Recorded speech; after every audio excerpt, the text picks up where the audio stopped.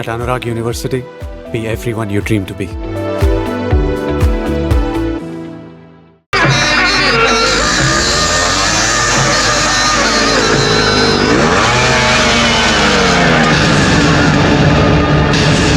ఏంట్రా అలా చూస్తున్నావు? పిలవరా నీ కూతుర్ని. అంజలి, అంజలి, ఎక్కడ ఉన్నావు? మర్యాదగా బయటికి రా. రవి, ఏంట్రా ఎల్రై? నానా నీకేం తెలియదు, నువ్వు ఊరుకో. అంజలి, రావే బయటికి. మర్యాదగా నువ్వు వస్తావా? మేమే వచ్చి నిన్ను ఈడ్చుకు రావాలా? ఏయ్ అంజలి, రావే.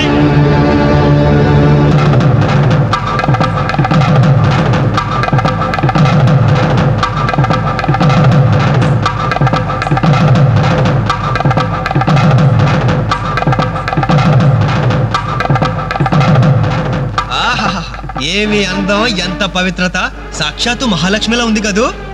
చేతులెత్తి నమస్కారం పెట్టాలనిపిస్తుంది, కానీ దీని బతుకేందో, దీని పాతిరొచ్చేందో ఇప్పుడే మేము తెలుస్తాను. ఏమే నీ గుండెల మీద చేసుకుని చెప్పు. నాకు తెలియకుండా వాడికి, వాడికి తెలియకుండా వీడికి, వీడికి తెలియకుండా వాడికి నువ్వు ఐ లవ్ యూ అని చెప్పావా లేదా? చెప్పవే. చెప్పాను.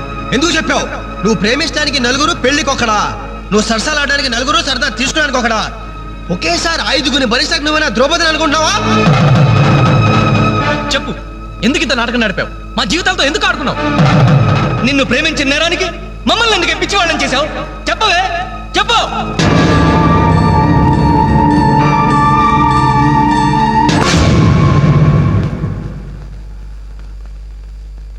గుడ్ మార్నింగ్ సార్, నా పేరు రఘు.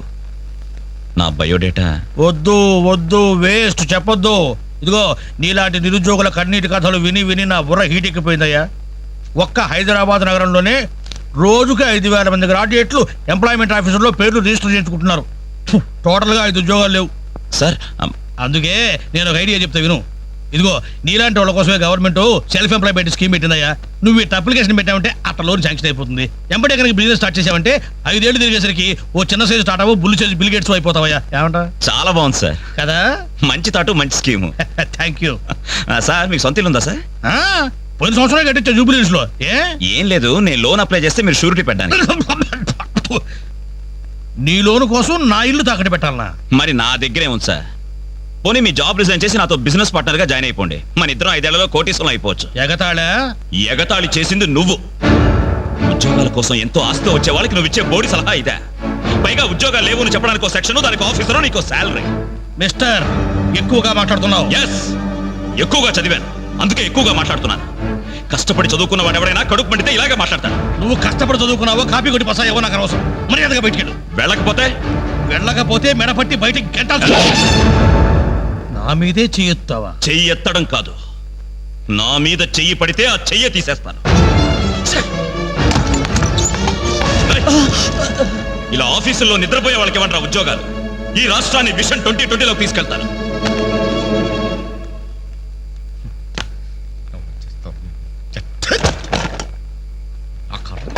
ఇవన్నీ చూడాలి. ఎందుకు ప్రత్యేకం?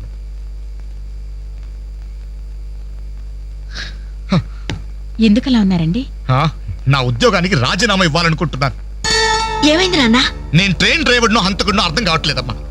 ఎవరో 2 ప్రేమికులు, వాళ్ళ ప్రేమ ఎందుకు విఫలమయ్యిందో చివరికి నా ట్రైన్ కింద పడి ఆత్మహత్య చేసుకున్నారు. కర్మ! చిన్న పిల్లలు, లేత శరీరాలు, నుచ్చైపోయారు. తల ఎక్కడుందో ముంట ఎవరితో తెలియకుండా మాంస ముద్దలైపోయారు. బ్రతకడానికి లేని ధైర్యం చావడానికి ఎలా వస్తుంది? వాళ్ళకే ఒక్క క్షణం కళ్ళు మూసుకొని హ్యాపీగా చావడానికి సిద్ధపడ్డారు. కానీ వాళ్ళ మీద ప్రేమ పెంచుకొని ఆశతో బ్రతుకుతున్నారే కన్నవాళ్ళు. వాళ్ళ గురించి ఒక్క క్షణం ఆలోచించరే. అవును, ఇంతకీ మన పుత్రరత్న ఎక్కడ? అదేదో ఇంటర్వ్యూ ఉందని. అబద్ధం చెప్పొద్దు. వాడు ఈ టైంలో ఎక్కడుంటాడో నాకు తెలుసు. ఆ ముండి గోడ మీద ఆ చెత్త గ్యాంగ్తో పువ్వు అని దమ్ము కొడుతూ పేపర్స్ కబుర్లు చెప్తూ ఉంటాడు. రేయ్, ఇంటర్వ్యూకి వెళ్ళావు కదరా, ఏమైంది?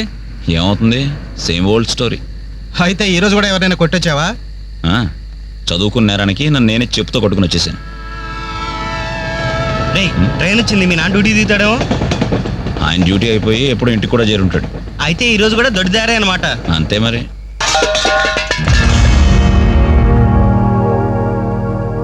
అడుగో, నీ కొడుకు వచ్చాడు. సొంత ఇంటికి దొడ్డదారిన దొంగలా వస్తాడు. బాగా తాగి ఆకలి మీద వచ్చి ఉంటాడు. కాస్త అన్నం పెట్టండి, పేగలు మాడిపోయి చేస్తాడేమో. Good morning. ఎరా ఇప్పుడు టైం ఎంత అవుతుందిరా? Just 3 o'clock. అయినా ఇప్పటిదాకా మేల్కొంటే మీ ఆరోగ్యాలు ఏమైపోతాయి? వెళ్ళి పడుకోండి. ఈ రివర్స్ డ్రామాలే వద్దు, రా బొంచెద్దు గాని. అది కాదే. రా.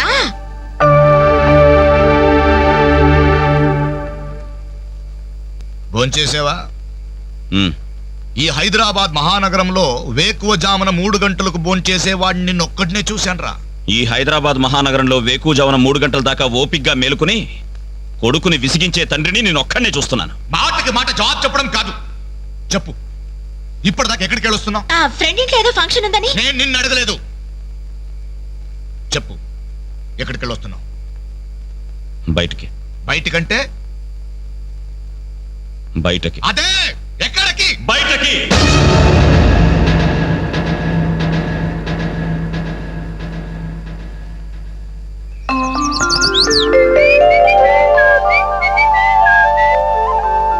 హలో హలో, ఉమ్? ఆగు. ఏంటి కోరమండల్ ఎక్స్ప్రెస్ లా? ఆ. టిఫిన్ చేసి వెళ్ళురా. త్వరగా త్వరగా త్వరగా పెట్టు. ఇంట్లో ఎక్కువసేపు ఉంటే నాకు ఇరిటేషన్ ఎక్కువ అవుతుంది. ఆ. అబ్బా, ఇడ్లీ మెత్తగా అమ్మలా ఉందే. మరి నాన్న తగిలించు. నాన్న నానంటే మంట కదా, కారం, కారప్పొడి. ఆ, మరి నేను నువ్వు నేతి చుక్కవే. నాన్న కారం తగ్గాలంటే ఓ పక్క చెల్లి ఓ పక్క తల్లి ఉండాలి. చెల్లెల మీద అంత ప్రేమ ఉన్నవాడివి, నిన్న దానికి తాంబూలాలు తీసుకుంటున్నప్పుడు నువ్వు ఇంటి పట్టునున్నావురా? శుభమా అని ముహూర్తం పెట్టుకునేటప్పుడు మధ్యలో నేనెందుకమ్మా? నాన్నను చూస్తే నాకు టెన్షన్, నన్ను చూస్తే ఆయనకి ఇరిటేషన్. ఈ తండ్రి కొడుకులు వారు చూసి పెళ్లి కొడుకు పారిపోయేవాడు. ఆయన బార్డర్ సెక్యూరిటీ ఆఫీసర్. ఉమ్? ఇలాంటి వాళ్ళు ఎన్నో చూసుంటారు. ఆ వారు వేరమ్మా, అది కంట్రీ వారు, ఇది సెంటిమెంటల్ వారు. నీ పద్ధతి చూస్తుంటే రేపు పెళ్లికి కూడా ఇంట్లో ఉండట్లేవే. ఎందుకున్నమ్మా, నీ పెళ్లికి తోరణాల దగ్గర నుండి విస్తరాకుల వరకు అన్ని దగ్గర నేనే చూసుకుంటాను. వస్తాను. ఆగు, ఎక్కడికి వెళ్తున్నావు? బయటికి. బయటకంటే బయటకి. బయటకి బయటకి బయటకి ఎక్కడికి బయటకి? ఆ?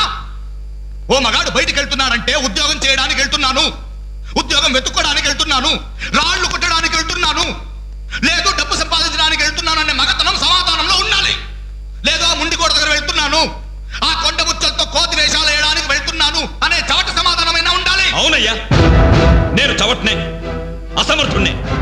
ఆ మొండికోడు దగ్గరికే వెళ్తున్నాను, ఆ కొండ ముచ్చులతో చేరి దమ్ము కొట్టడానికి వెళ్తున్నాను. సరేనా?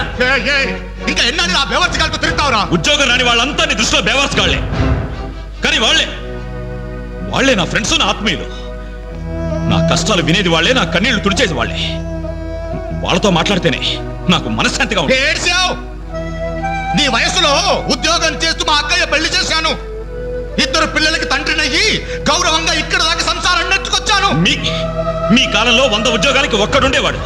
ఉద్యోగాలున్నాయి, రండి బాబు రండి అని పిలిచి మరీ ఉద్యోగాలు ఇచ్చారు. కానీ ఇప్పుడు ఒక్క ఉద్యోగానికి 1000 మంది పోటీ పడుతున్నారు. ఉద్యోగం ఇవ్వండి బాబు అని క్యూలో నిలబడితే కుక్కల్ని తరిమినట్టు తరిమి కొడుతున్నారు. కష్టపడే వాడికి ఉద్యోగం ఎక్కడైనా దొరుకుతుందిరా. కానీ కష్టపడాలన్న ఆలోచన ఇక్కడ నుంచి రావాలి. వారం రోజుల నీ చెల్లికి పెళ్లి పనులు చేయాలన్న జ్ఞానం ఉందా? నేను ఎందుకు చేయాలి? నేను ఎవరినైనా చేయాలి. కాబోయే బావగారెట్లో నన్ను పరిచయం చేసావా? ఏమని పరిచయం చేయమంటారు సార్ మిమ్మల్ని? నా కొడుకు గవర్నరు, నా కొడుకు కలెక్టర్ పరిచయం చేయమంటారా? గవర్నరు కలెక్టర్ అయితేనే పరిచయం చేస్తావా? నీ కొడుకు నాకు ఆ మాత్రం విలువ. ఏ రోజు నువ్వు ఉద్యోగానికి వెళ్తావో ఆ రోజే నువ్వు నా కొడుకువి. నువ్వు నన్ను కనడం కంటే ఓ ఉద్యోగానికి కనుండాల్సింది. నువ్వు పరిచయం చేసినా చేయకపోయినా నా చెల్లి పెళ్లి పనులు నేను చూసుకుంటాను. నీ కొడుగ్గా కాదు, నా చెల్లెలకు అన్నయ్యగా.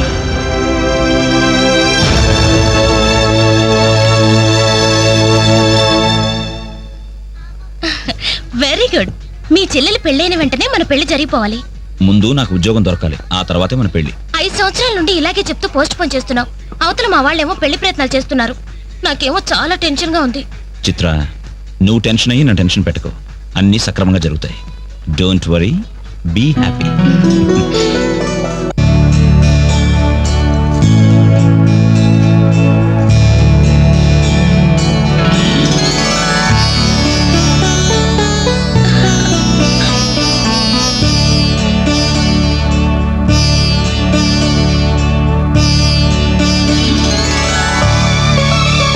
ఏంటనే అలా చూస్తున్నా?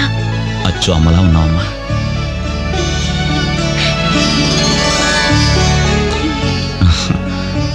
అంజలి చెయ్యి. అప్పు చేసి తీసుకొచ్చావా అన్నయ్య? ఇదే ఆఖరపమ్మా.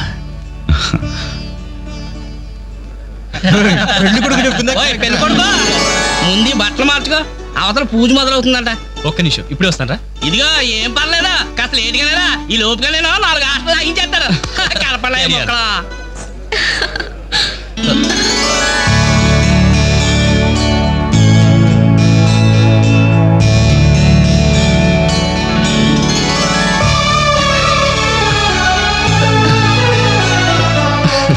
ప్లీజ్. ఏ అంజలి, పెళ్లి కొడుకు మిలిటరీ ఆఫీసర్ అంటే మోటుగా ఉంటాడేమో అనుకున్నాం. స్మూత్ గా స్మార్ట్ గా ఉన్నాడే.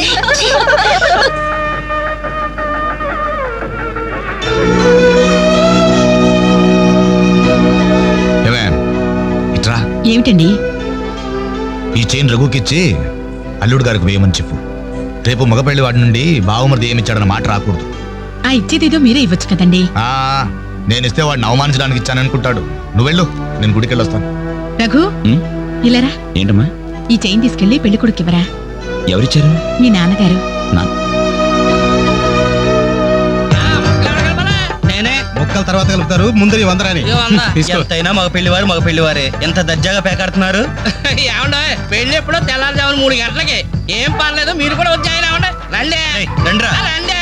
నువ్వేనా మొక్క ఏంటమ్మా ఇంత లేటు? తొందరగా పదండి. మీరెళ్ళి అమ్మాయి రెడీ అయిందేమో చూడండి. రానివ్వండి బాబు, రానివ్వండి. ఫుల్ కౌంట్ రానివ్వండి.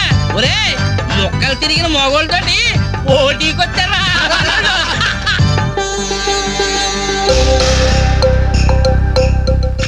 ఇప్పుడు కూడా షోలానే షో. చెప్పత్రా మావా, తీయండి బాబు, తీయండి. పాకెట్లు సొమ్మంతా తీయండి. అలా చూస్తారే, తీయండి. Cash down, cash down. తర్వాత ఇస్తాను, మరొక ఆట అండి. ఏంటి బాబు, మరో ఆట అయ్యాలా? పాపం పాకెట్ ఖాళీ అయినట్టుందన్నా. పాకెట్ ఖాళీ అయితే మాత్రమేంద్రా, మెడలో చైన్ ఉంది, ఏడు కుంకలాలు ఉన్నాయి. బట్టలు తీసి ఆడమంటే సిగ్గుపడాలి కానీ మెడలో చైన్ తీసి ఆడడానికి తీయబోయే చైన్ తీయి. అలా చూస్తామని తీయి. ప్యాకేయ్.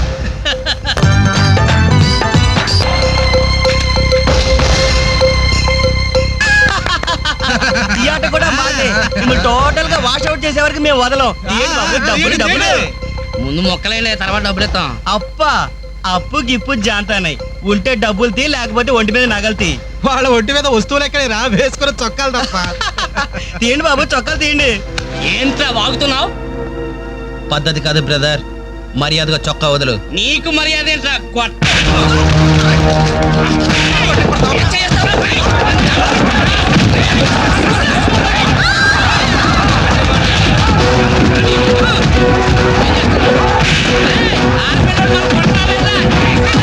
ఏమైంది? పెళ్లి కూతురు అన్న ఫ్రెండ్స్ మన వాళ్ళందరూ కొడుతున్నారా?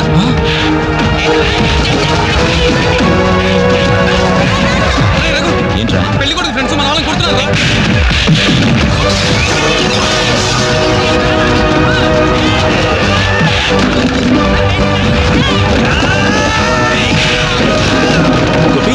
గోపి, ఇందులో మన తప్పేం లేదుగా? మన తప్పేం లేదురా, ముందు వాళ్ళే చేసుకున్నారు. ప్రామిస్ రా.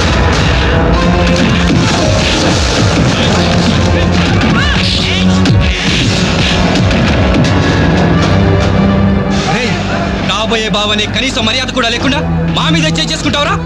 ఎప్పుడో వేకువజామున 3 గంటలకి నా చెల్లి మెళ్ళలో తాళిబొట్టు కట్టిన తర్వాత నువ్వు నాకు బావవిరా. కానీ వీళ్ళు పుట్టినప్పటి నుంచి నాకు ఫ్రెండ్స్ రారా.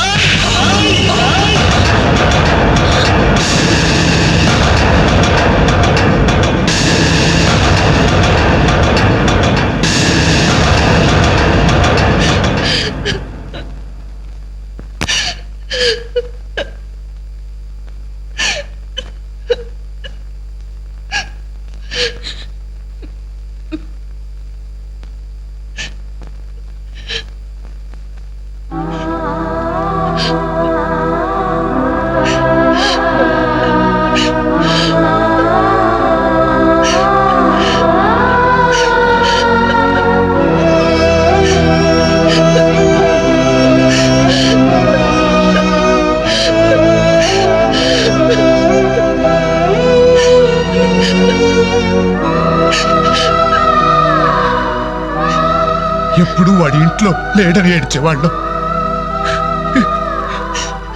ఇప్పుడు వాడు ఉన్నందుకు ఏడవాల్సి వచ్చిందమ్మా.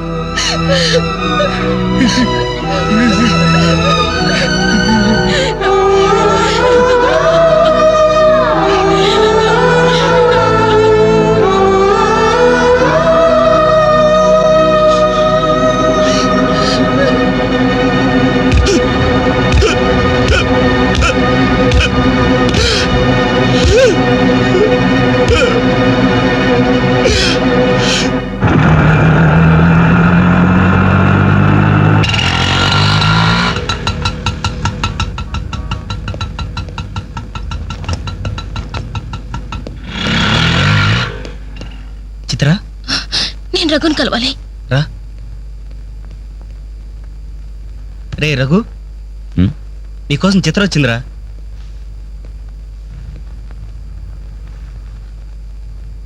చిత్ర, ఏమిటిది? మా వాళ్ళు నాకు వేరే పెళ్లి నిర్ణయం చేశారు. అందుకే ఇల్లు వదిలి వచ్చేసాను. తొందరపడ్డావేమో చిత్ర. ఇంకా అక్కడే ఉంటే బలవంతంగానైనా నా పెళ్లి చేస్తారు. చిత్ర, నా చెల్లెలి పెళ్లి నా వల్లే ఆగిపోయింది. ఇంట్లో వాళ్ళకి మొహం చూపించలేక వారం రోజుల నుంచి ఇక్కడే ఉంటున్నాను. ఈ పరిస్థితుల్లో నాకు తెలుసు నువ్వు నీ పరిస్థితి గురించి ఆలోచిస్తున్నావు.